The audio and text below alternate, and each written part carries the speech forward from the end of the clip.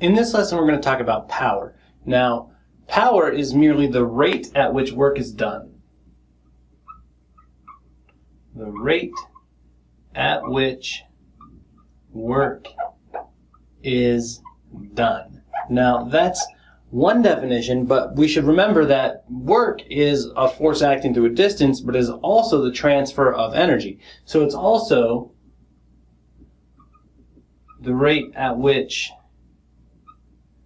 energy is transferred or transformed.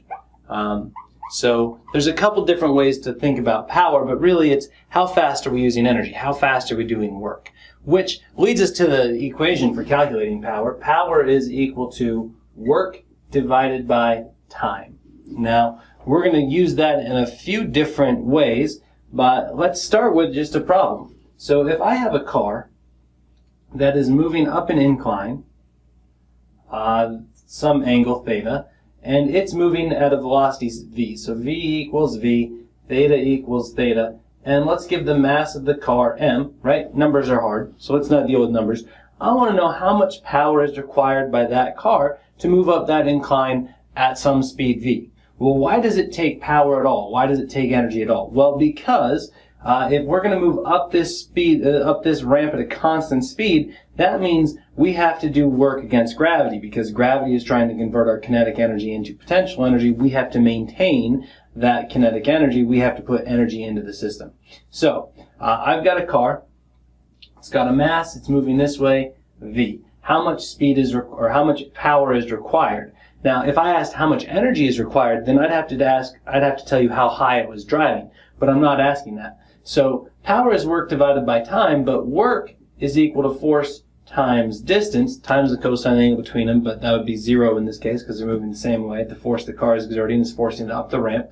And this is power, so I have power is equal to work which divided by time, which is force times distance divided by time, and distance divided by time is velocity as long as we're moving at a constant speed. So it's average velocity if it's accelerated.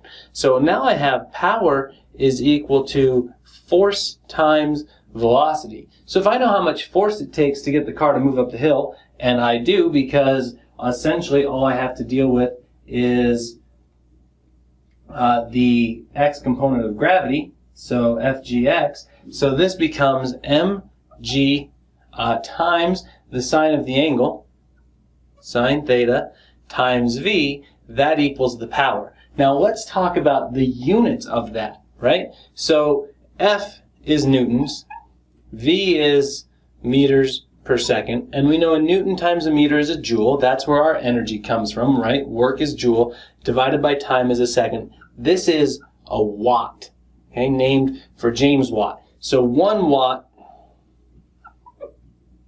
equals 1 joule per second. Okay? A watt is not very much power. So we're used to measuring things in horsepower, and it turns out there's about 746 watts in 1 horsepower. So watt, not a lot of power, not using a lot of energy very quickly. So a lot of times you'll see things measured in kilowatts, and remember a kilowatt is just 1,000 watts.